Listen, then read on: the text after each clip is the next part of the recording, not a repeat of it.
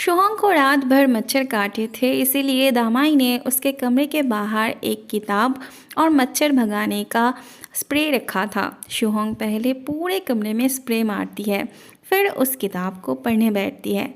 पढ़ते पढ़ते वो कब सो भी गई होती है। बाद में उसकी मुलाकात यहाँ की मालकिन से होती है, पर उनका बिहेवियर एकदम मालकिनों जैसा नहीं था। वो शुहोंग को समझा देती है उसे क्या करना है, क्या नहीं, कैसे रहना है, वगैरह वगैरह। फिर वो तो गप्पे लेके बैठ जाती है। एक तरफ शुहोंग थी जो अकेले में रिलैक्स करने आई थी यहाँ पर, दूसरी तरफ यहाँ के लोग उसे अकेले रहने ही नहीं देते थे। हर कोई शुहोंग के साथ बकबक बकबक करने लगता था।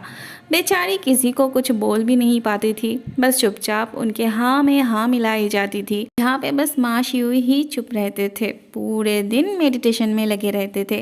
अगर इसी बीच कोई उन्हें फ़ोन भी करता था तो भी वो फ़ोन नहीं उठाते थे। वहाँ शीज़ी अपने दादी माँ को सामान सजाने में हेल्प कर रहा था। थोड़ी देर बाद वहाँ से शुहोंग गुजरती है। शीज़ी उसे देख के बुलाता है। शुहोंग को दादी माँ के हाथ का काम पसंद आता है तो दादी माँ उसे फ्री में ही देना चाहती है। उन्हें भी शुहोंग बहुत पसंद आई थी।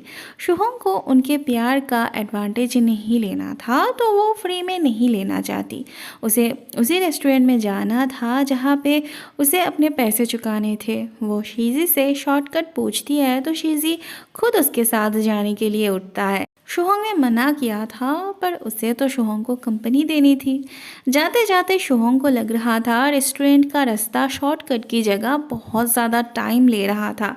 शीज़ी कहता है वो यहाँ घूमने ही आई थी ना, तो फिर इतनी जल्दी क्या है। शीज़ी का यहाँ पे अपने दादाजी के साथ बहुत सारी यादें जुड़ी थी। ये जगह उसका फेवरेट था। वो शुहोंग से अपनी बचपन की बातें शेयर करने लगता है। बाद में दोनों कॉटेज चले आते हैं। शीज़ी बच्चों के साथ थोड़ा खेल लेता है। थोड़ी देर बाद हूँ आता है। वो शुहोंग को उसके साथ उसके कॉन्सर्ट पे चलने के लिए बोलता है, पर शुहोंग बहाने बनाने लगती है। शुहोंग ने अपने लिए पैनकेक ऑर्डर दिया था।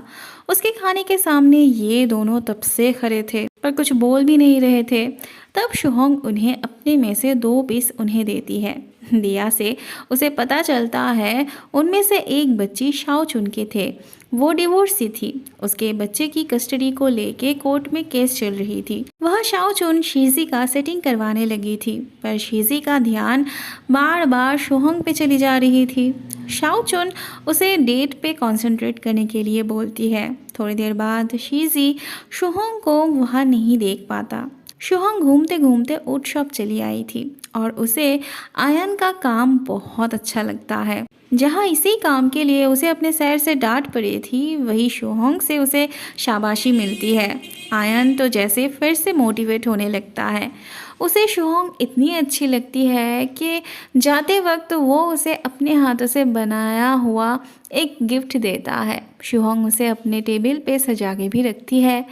फिलहाल तो उसके पास कोई काम नहीं था। कभी वो बिल्ली के साथ टाइम स्पेंड करती है, तो कभी पौधे के साथ, तो कभी सो के। वहाँ शीज़ी की डेटिंग गर्ल को ये दोनों गाड़ी तक छोड़ने आए थे।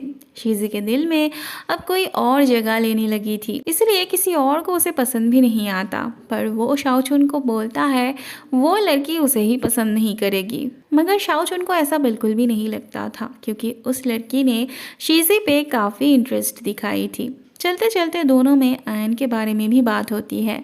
शीज़ी भी नहीं चाहता था कि आयन इतनी दूर अकेले जाए, पर वो आयन के दिल को भी समझ रहा था। इसीलिए वो शाओचुन से कहता है आयन को एक मौका देना चाहिए। आफ्टर ऑल वो अभी बड़ा हो चुका है, एडल्ट हो गया है, उसकी इच्छाओं को इम्पोर्टेंस देनी चाहिए।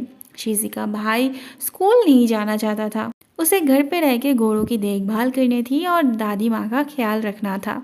शीज़ी उसे समझाते समझाते परेशान हो चुका था, पर दादी माँ के लाडले को वो ज़्यादा कुछ बोल भी नहीं पाता था। डिनर के वक्त आयन आता है। बातों ही बातों में आयन को पता चलता है उसकी माँ ने शीज़ी से उसके बारे में बात की थी। दरअसल शीज़ी उनका रिलेटिव के जैसा ही था। आयन के परिवार शीज़ी पे बहुत ज़्यादा ट्रस्ट करते थे। उसकी ओपिनियन उनके लिए बहुत मायने रखती थी। इसीलिए आयन भी शीजी को पूरी बात बताता है। एक तो आयन को ट्रैवलिंग के लिए जाना था और फिर वहाँ जाके अपने लिए एक सूटेबल जॉब भी ढूंढना था। वो तो अपने दोस्त के बारे में भी बताता है। वैसे आयन भी अपने दोस्त के बारे में ज़्यादा जानता नहीं था, पर उसे अपने दोस्त पे भरोसा था। शीजी का दिल मान नहीं रहा था। उसे अभी भी डाउट था आयन किसी बुरे संगत में ना फंस जाए, पर उसकी एक्साइटमेंट देख के वो उसे मना भी नहीं कर पाता।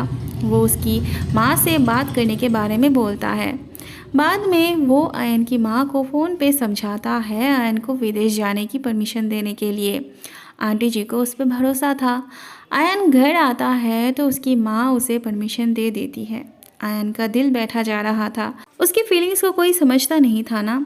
उसे लग रहा था उसकी माँ शायद शीजी के बातों से मजबूर होकर उसे परमिशन दे रही थी, पर बात करते करते उसे एहसास होता है उसकी माँ को उसकी फ़िक्र थी, इसीलिए वो मना कर रही थी। वो अपनी माँ से कहता है एक दिन वो बहुत पैसे कमाएगा, उनके लिए बड़ा सा अपार्टमेंट खरीदेगा, पर उसकी माँ को तो यही रहना था। वो कहती है उनके लिए उसे कुछ नहीं करना पड़ेगा, वो अपनी पत्नी को वहाँ रखे और उसे पैसे भेजने की भी ज़रूरत नहीं है, वो बस अपना ख्याल रखे, यही उनके लिए काफ़ी है। आयन की आंखों से तब आंसू निकल आते हैं। वहाँ शुओंग को रात में नींद नहीं आ रही थी। वो उठ के बाहर चली आती है।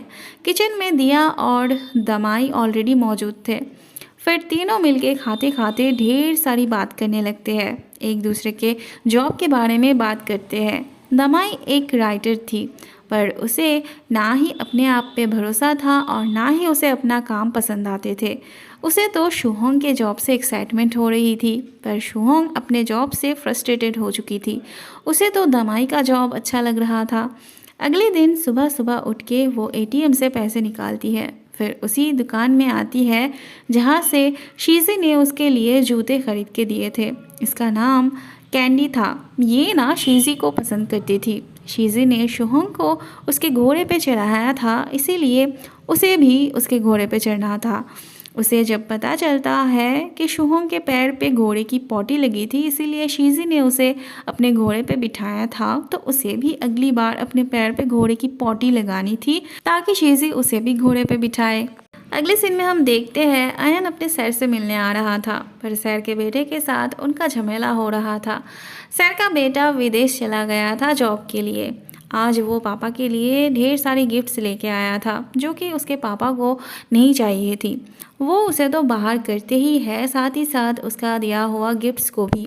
आयन को देख के वो उस गिफ्ट्स को उनके बेटे को दे देने के लिए बोलते हैं।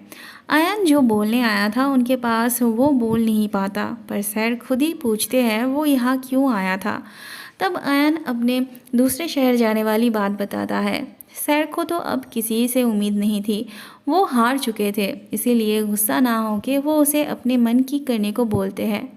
वह शुहोंग तो सुबह से शॉपिंग करने में लगी हुई थी। उसे दो छोटे छोटे दोस्त भी मिले थे जिन्हें वो गिफ्ट्स खरीद के देती है। अगले सीन में हम देखते हैं शुहोंग को पढ़ते पढ़ते थोड़ा आँख लग गई थी। तब माशिओ आके उससे चाय के लिए पूछता है।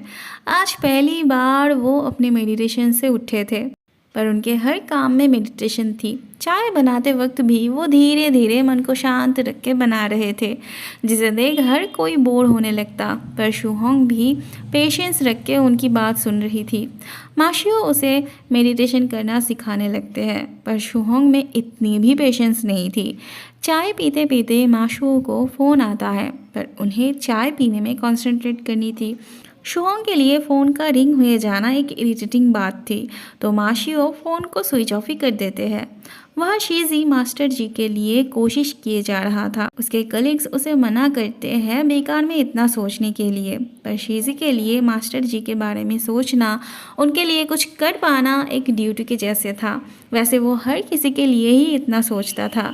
ऐसे में उसके पास शुहोंग के मॉम का कॉल आता है। अब शुहोंग की फ़ोन तो ख़राब थी, तो उसकी मॉम शीजी को ही कॉल करती थी। शीजी अपने ऑफिस से शुहोंग को फ़ोन देने आता है। दरअसल शुहोंग की एक आंटी उससे एक फेवर चाहती थी। उनकी बेटी और दामाद उसके होटल में रुकने वाले थे, तो वो उससे होटल का रेट थोड़ा कम करवाने के लिए बोलती है। शुहोंग अपना जॉब छोड़ दिया था, ये बात उसने घर पे नहीं बताई थी। बेकार में वो उन्हें टेंशन नहीं देना चाहती थी। वो अपनी आंटी से कहती है रेट कम करना उसके हाथ में तो नहीं है, पर वो ज़रूर बात करके देखेगी। बाद में शीज़ी इस बारे में मतलब उसके जॉब छोड़ने के बारे में शुहोंग से पूछता है। फिर तीनों में थोड़ी देर बात होती है। थोड़ी देर बाद शीज़ी को काम के वहाँ से कॉल आता है तो उसे जाना पड़ता है।